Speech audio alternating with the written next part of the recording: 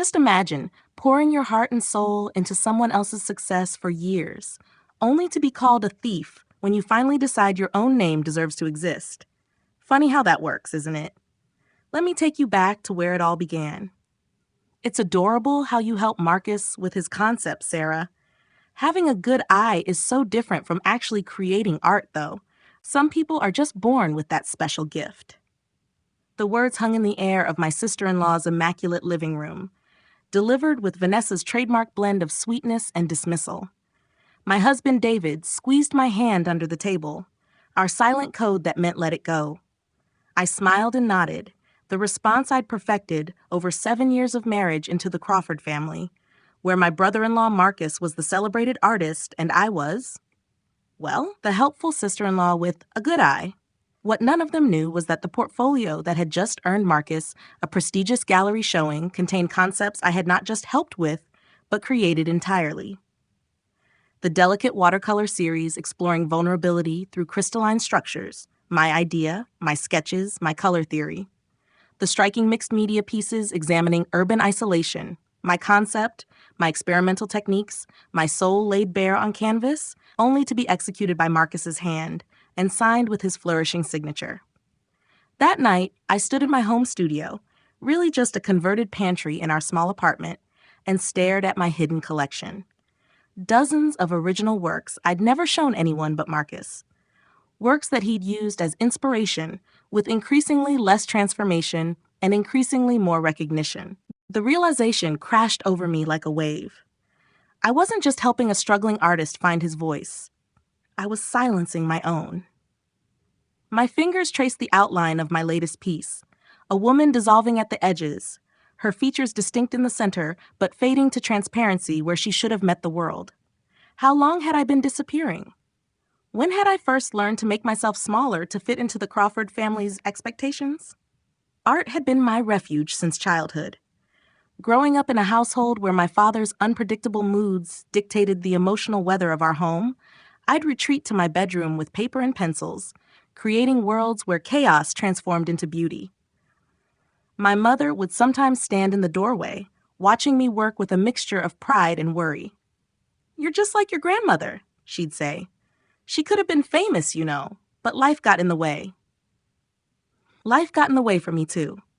When Dad left and Mom's health began to fail during my second year of art school, I dropped out to support us both. My hard-won scholarship couldn't cover living expenses for two, and Mom's medical bills accumulated faster than her insurance could process them. I found work at a graphic design firm, creative adjacent, stable, practical. My dreams of gallery showings and artist residencies folded up neatly and were stored away, like childhood toys too precious to discard, but too painful to display. I met David at a corporate event where my firm had been hired to rebrand a financial services company. He was kind, thoughtful, and genuinely interested in my design work. When I cautiously revealed my true passion for fine art, showing him a few pieces I'd created in the scarce hours between work and caregiving, his reaction wasn't the polite appreciation I'd grown accustomed to. He understood. "You see the world differently," he'd said, studying a mixed media piece I'd created, exploring my mother's illness. "Like you're looking at the layers beneath what most people notice." Our relationship bloomed quickly. David became my haven, the one person who saw me completely. When he proposed after 18 months together, I accepted without hesitation. My mother had passed by then, leaving me untethered but carrying the weight of her unfulfilled dreams alongside my own. In David, I saw the possibility of a family where my voice would matter, where creativity would be valued not as a frivolous hobby, but as essential nourishment for the soul. I hadn't counted on the Crawfords. My relationship with Marcus had begun innocently enough. As the new addition to the Crawford family, I was eager to form connections. Marcus and I bonded over art during that first Thanksgiving dinner, while the rest of the family discussed property values and investment portfolios. He was struggling with a commission, and I offered a few suggestions. His grateful smile made me feel seen in a way I rarely did around the Crawfords. Our creative sessions became a regular occurrence. I'd visit his studio, offering concepts and techniques I'd learned during my abandoned art school days. Working with Marcus felt like keeping a small flame of that old passion alive. "You have such an amazing eye, Sarah," he'd say. "I wish I could see things the way you do." Those early compliments sustained me, made me feel valuable in a family where I was otherwise invisible. But somewhere along the way, your eye became your suggestions, and then merely your help, as if I were simply holding his brushes rather than co-creating his increasingly successful body of work. I remembered the first time I realized what was happening. Marcus had invited me to one of his gallery openings. I stood before a piece titled Fragmented Self, a concept I had sketched out months earlier during one of our sessions, exploring the disorientation of existing in spaces where you're seen differently by different people. The execution was undeniably beautiful, but as I read the artist's statement positioned next to it, my stomach knotted. "This series emerged from my exploration of fractured identity in modern society," it read. "The technique represents a breakthrough in my approach to materiality and transparency." A wealthy collector approached, champagne flute in hand. "Your treatment of negative space is revolutionary," she told Marcus. "How did you arrive at this concept?" I held my breath, waiting for him to mention our collaborative sessions, the hours we'd spent discussing these exact ideas, my sketches that had outlined this very approach. "It came to me during a period of deep introspection," Marcus replied smoothly. "I believe artists must be vessels for the unconscious revelations of our collective experience." I felt David's hand on my lower back, steadying me as the room seemed to tilt. Later that night, I cried in our bedroom while David held me. "You need to confront him," he urged. "Your ideas deserve recognition." "It's not that simple," I protested. "His family has been so welcoming. What if they think I'm just jealous of his success? What if they're right? What if I don't have real talent? Just a good eye for improving someone else's vision?" David's face hardened with rare anger. "That's their narrative in your head, Sarah. Not the truth." But I wasn't ready to risk the fragile sense of belonging I'd constructed within the Crawford family. Having grown up in a home fractured by absence and illness, I desperately wanted to preserve this new family, even at the cost of my artistic identity. So I continued our sessions, watching as Marcus transformed from a struggling artist to a rising star, built partly on foundations I had laid but could never claim. I traced my finger along the edge of my latest hidden creation, a piece exploring the gradual erosion of self through tiny, meticulous paper cuts arranged in a spiral pattern, each containing a microscopic word: invisible, helper, accessory, shadow. That night, I made a decision. I set up an artist profile online under my own name, Sarah Maddox, not Sarah Crawford, and photographed the 3 pieces that Marcus had rejected as too experimental. My hands trembled as I clicked publish. 3 months later, my phone buzzed with a notification. The curator of a small but respected gallery wanted to feature my work in an upcoming show for emerging artists. I had been posting steadily, building a modest following, finding my voice growing stronger with each piece I created solely for myself. The validation felt like oxygen after years of breathing shallowly. I hadn't told Marcus or any of the Crawfords about my independent artistic endeavors. David knew. He'd watched me working late into the night. Dallas had helped me set up better lighting in my tiny studio, had kissed my paint-stained fingers and whispered that he was proud of me. But he also understood my need to establish my identity separate from the family that had unintentionally but effectively diminished me for years. "You should tell them," David suggested, as we celebrated my gallery invitation with cheap champagne in plastic cups. "They might surprise you." I wanted to believe him. So when the entire Crawford family gathered for their monthly dinner, I brought my portfolio and announcement letter from the gallery. "I have some news," I said during a rare lull in conversation. "I've been selected for the New Visions exhibit at the Harlan Gallery." Confused looks circled the table until Marcus laughed. "As what? Their graphic designer?" The familiar heat of shame crawled up my neck, but I pushed through it. "As an artist, I've been creating my own work for the past few months." I opened my portfolio, sliding it toward the center of the table. The silence was thick as they leaned forward to examine images of my soul rendered in paint, paper, and mixed media. Vanessa was the first to speak. "These look familiar." Marcus's face darkened as he flipped through the pages. "They should. They're derivatives of my work. My breath caught. What? These techniques, these themes, we've discussed all of these in my studio. His voice rose slightly. You've been studying my process for years, and now you're what? Trying to ride my coattails? That's not, I began, but Vanessa cut me off. It's a bit opportunistic, don't you think? Using your connection to Marcus to get your foot in the door? David intervened. That's completely unfair. Sarah's work is entirely original. Of course you'd say that, Marcus's wife Elaine chimed in, but the art community is small. People will see the connection and assume she's stealing someone else's fame. The accusation struck like a physical blow. Years of buried resentment crystallized in that moment. Every dismissive comment, every appropriated idea, every time my contributions had been minimized or erased entirely. I've been creating the concepts for your work for years, I said quietly, my voice steadier than I felt. The crystal series that won you the Bernstein grant? My idea, my designs. The urban isolation exhibition that got you represented by Westfield Gallery? My concept, developed over months while you took credit. The table erupted. Accusations flew. I was jealous, delusional, ungrateful for all the family had done for me. David defended me fiercely, but we were outnumbered. We left before dessert was served, the portfolio still open on the table like an indictment. In the car, I shook with a mixture of rage and release. The words I'd suppressed for years had finally been spoken. There was no taking them back, no pretending anymore. The careful facade of family harmony I'd helped maintain at my own expense had shattered. I'm proud of you, David said, squeezing my hand as he drove. That took incredible courage. But courage didn't shield me from what followed.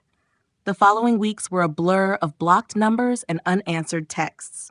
David's family closed ranks around Marcus, whose agent had begun publicly suggesting I was plagiarizing his client's distinctive aesthetic. The gallery that had invited me called to express concerns about originality and requested a meeting to discuss the situation. David's parents, who had always been politely distant with me, now openly questioned his judgment. You're choosing sides against your own brother, his father said during a tense phone call. For what? Some drawings your wife claims are hers? They are hers, David insisted. I've watched her create them. She's turning you against your family, son. That's what manipulative people do. The irony wasn't lost on me. I was being cast as the manipulator when I had spent years allowing my ideas to be used without recognition. The narrative was being rewritten with me as the villain, the opportunistic outsider, threatening the family's golden son. The pain of this betrayal ran deeper than I expected. Despite their dismissiveness, I had genuinely cared for the Crawfords. I had invested in their lives, celebrated their successes, comforted them in their struggles.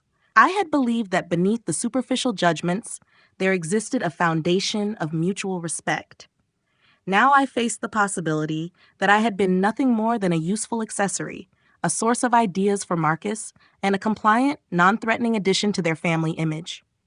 They can't do this to you, David raged, pacing our living room.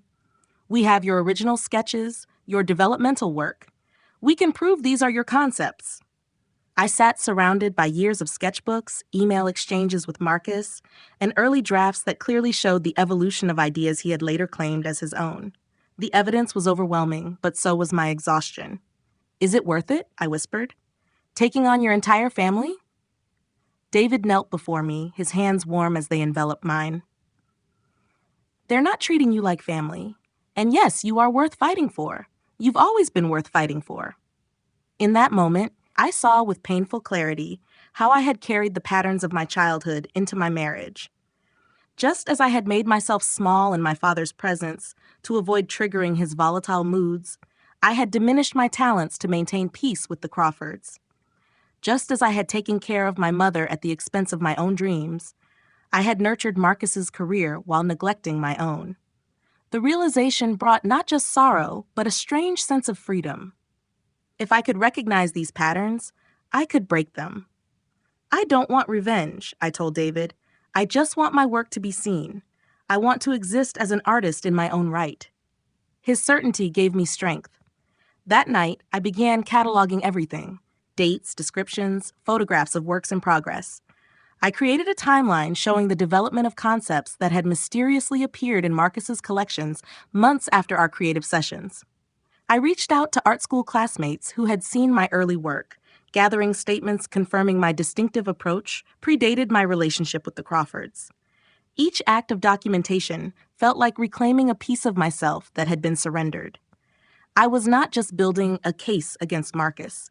I was reconstructing my identity as an artist, methodically, deliberately, with the attention to detail that had always characterized my creative process. Meanwhile, I continued creating. Each piece became stronger, more distinctively mine.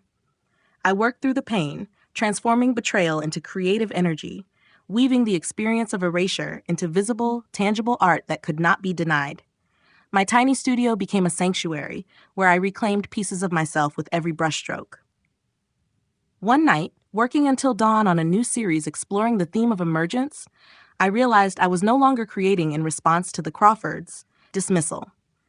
I was creating from a wellspring of authentic vision that had always been within me, waiting for the courage to be expressed fully. The betrayal had been catalytic, burning away the fear and accommodation that had constrained my art for too long. The curator from Harlan Gallery, Elena Vasquez, arrived at our apartment looking skeptical, but left 4 hours later as my advocate. She had reviewed my evidence, examined my developmental work, and recognized the authentic voice in my art. "This happens more often than people realize," she said, "especially to women artists. Your brother-in-law has been borrowing your vision for years." She paused at the door. "The exhibition opens in 3 weeks. Your work will be there, and I'm featuring it prominently. Prepare yourself for what comes next." What came next was both worse and better than I could have imagined. Marcus gave interviews suggesting I had observed his creative process and attempted to replicate it without understanding the deeper artistic intentions. The Crawford family initiated a comprehensive social freeze-out that extended even to David, whose parents suggested he was betraying blood for an opportunistic outsider. Friends we thought were mutual turned out to be firmly in the Crawford camp, declining our invitations with transparent excuses. The isolation was painful but clarifying, revealing which relationships had been authentic and which had been maintained through my careful self-erasure. Through it all, David remained my steadfast ally, though I could see the toll the family rift took on him. Sometimes I'd find him staring at old family photographs, his expression unreadable.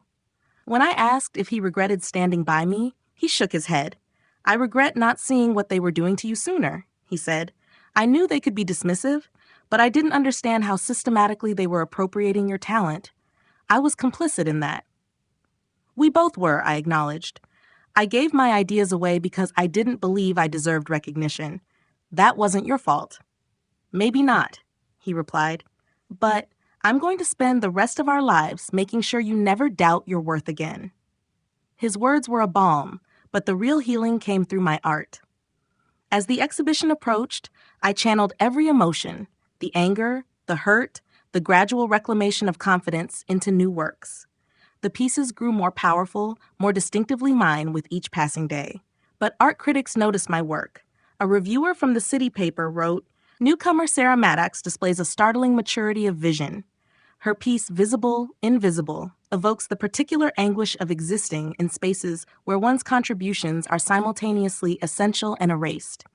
If there are similarities to Marcus Crawford's recent work, the emotional authenticity in Maddox's execution suggests whose vision originated where."